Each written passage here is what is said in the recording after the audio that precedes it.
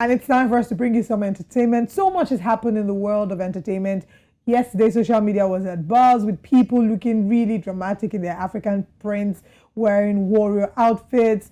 And I'm sure that Sam Dandy has all the words in that regard. Good morning, Sam Dandy. It's good to have you join us from the United States of where you are. Hi guys, From thank you Los so much for Angeles having this morning. me. I would rather Vancouver, Canada, but it's all good.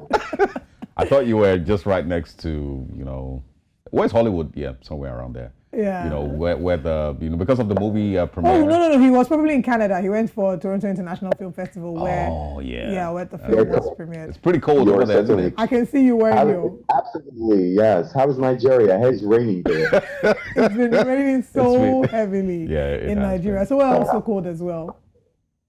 All right. Good to But see there's so you. much that happened over the weekend. Thank you so much. There's so much happened over the weekend. Like you were talking about it, the Woman King premiered for the first time here, of course, in Lagos, Nigeria. And that was super interesting to see a lot of people there, of course, looking dapper. But right before the actual event, I got a chance to talk to, one of the only Nigerian-based cast member in the entire film. I'm talking about Jimi Odukoya. Now, he plays a ruthless leader who will go head to head in an epic fight with Oscar winning American actress Viola Davis. Now, I sat him down, of course, asked him how he must have felt working side by side with the international star because people saw that fight scene and it looked like it was incredible, right? So I spoke to him and this is what he had to say. Let's watch this. I've been preparing for this role my whole life, right? And at the end of the day, when you play alongside the best, you have to be the best. And so I've been prepping, I've been gymming, I've been mentally ready for this. And so put me in, coach, let's play, I'm ready. And she's like, okay. She's like, well, I like you. If it's up to me, I'll cast you, but Sony has the final say. So let's see what they say. I mean, I particularly was super excited to meet him in person, and I was super proud of the fact that there was so much effort, so much work put in place, and he delivered this, in fact, an absolutely amazing performance, if you ask me. Now, The Woman King will premiere in cinemas all across Nigeria from this week, and other cast members, besides, of course, the incredible Viola Davis, Nigeria's Jimi Odukoya, there's also John Boyega, we have Lupita Nyong'o, there's Thuso Mbedu, there's Hero Tiffin, Masali Medusa, and Grammy winner Angelique Kidjo in this particular film. Now, the entertainment department, of course, like you had said, got a chance to talk to some of the, very few attendees at the yesterday's event premiere. But you'll have to wait to get all the scoop on East Central later today at 4:30 p.m. West African time, okay? And we'll let you in on all the action. I cannot wait for everyone to see this film. It's just beautiful to see international people, of course, tell these African stories. And look, it's a stellar black cast. So I'm hoping that it will break records just like Black Panther did. So that is my excitement. Well, let's move from that one. Nigerian brave of the moment, Ashake dropped his debut album, Mr. Money with the Vibe, on the 8th of September, and fans and critics haven't stopped talking. The 12 track body of work infused Afro pop, a mix of street inspired lyricism, their signature chanted vocals, and a fascinating fusion of amapiano, hip hop, and even Fuji instrumentals. Now, a member of South Africa's major league DJs has raised concerns over the continuous dominance of amapiano by Nigerian artists. Now, DBN Gogo, who had listened to Ashake's latest project, went on to say this. Now, she particularly has something to say. She says, we are in big trouble if we don't start moving collectively and forcing our way into the right doors. She says, LOL, it's going to be taking right in front of us. And don't get me wrong, his album is so good. That's the problem. Now, of course, we all understand because I listened to Ashake's album itself and it's hot. And I understand the sentiment behind why are Nigerians even trying to do this better than us? It's our work. But shortly after, the second half of the South African DJ group, Bands, also responded to that particular story and says, you know what? Ashake is the biggest. He said, the biggest Amapiano is Ashake. And this is a South African saying that. And the question some are asking is should South Africans be bothered about, Nigerians dominating the Amapiano sound? After all, Amapiano originated from the roots of South Africa. Even the word is Zulu for the pianos. So while their concerns are valid, it stems from the possibility that the roots of Amapiano might be, attributed to Nigeria instead of South Africa, from where it was created. But my question now is, what are we expecting Nigerian artists to do about it? If they like it, if they're willing to push and give us great Amapiano sounds, should we say because it's not their roots that they should stop? We don't know. All right, but maybe it's more complicated than that. We're hoping, of course, for more collaborations like we've seen between Davido and, of course, South African DJs all across Mafikazolo, and we're expecting more collaborations. But would that take away from the fact that Amapiano was created in South Africa? I don't know. I guess we'll just have to, keep an eye on it and keep seeing how this evolves over time. Well, let's go to international scene. The upcoming live action reimagining of Disney's Little Mermaid had its first teaser trailer drop over the weekend at the D23 Expo. Now, Disney is taking fans back under the sea as attendees enjoyed a clip of the beautiful underwater wildlife and a first look at Haley Bailey, who plays the mermaid princess Ariel as she gracefully flows through the water. Now, this is a Disney classic. Everyone knows this, right? It will be out in May 2023, but the film, of course, is a reimagining of the 1989 classic that we all are aware of, we all grew up listening to. Now, it tells the story, of course, of Ariel, who pines for life on land and falls in love with the human prince Eric.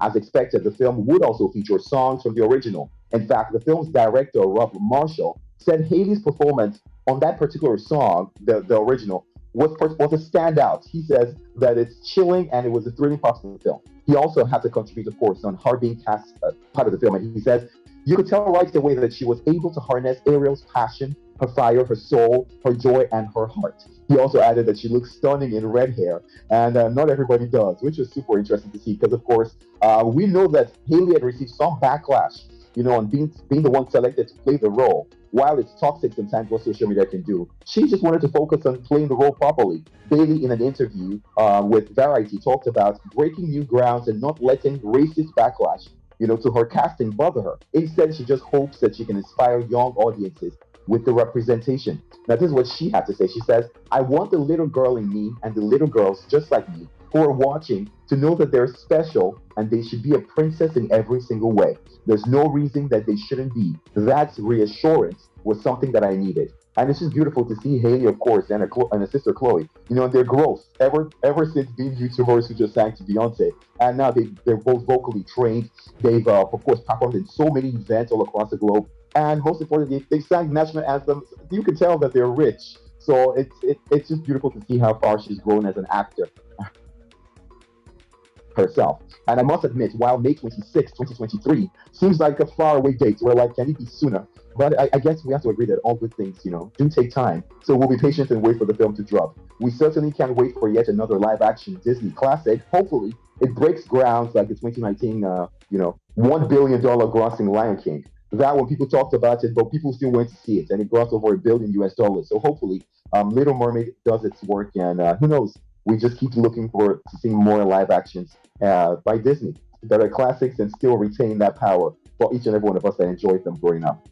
I mean, it's exciting. Social media was abuzz with excitement, seeing the trailer and the lead actress, of course, playing Ariel. Everybody should have so much love, and I'm hoping that this warms her heart. They better not mess it up for me though. I haven't seen it yet. I've only seen the trailer, but I grew up in the era of the Lion King and the Little Mermaid, and those were classics. Pinocchio way back then. Those were classics. Cinderella, exactly. And I don't mess it up for me. I don't think they will. I remember, even Alice in Wonderland. These were things that I grew up, with. The cartoons were classics back then. I understand everyone loves Haley Bailey or Halle Bailey, but be very careful. No. So far from what we saw, she looked really adorable. But I'd like to talk about the other two stories that you've talked about. One of them being Ololademi Asake. Someone made a joke that once you hear Ololademi Asake, that even he doesn't know the song that's about to play until he hears his first line. Because all his songs sort of start the same way. But he's really talented.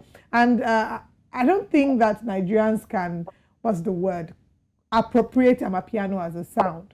The same way that the Afrobeat sound has become a global phenomenon, I think South Africa should be proud that something that is theirs is become publicly accepted by the world, and that Nigeria is projecting that as well. We know that when it comes to the music space, Nigeria is really doing really great with the likes of we have some of the biggest artists on the continent in Nigeria, and we also have some of these great, we're open to collaborations. I'm sure that there'll be more of collaborations, but I don't see here as a case of, cultural appropriation of some sort. I do think that it's a thing of pride to say, I created this thing, or this thing originated from me, and the rest of the world is jumping on it and loving it. So I think that's something to be excited about. Yeah, you know, and also over the weekend I saw top 10 Ghana, and you know it was filled with Nigerian artists.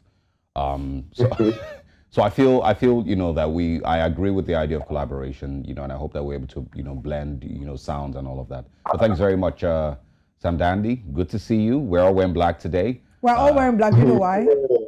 No, And I'm not about to crack a dry joke, I promise. Yesterday, of course, the premiere for Woman King, I think that was part of the dress code. They said either wear black, something that makes you look like a warrior. So we are breakfast warriors.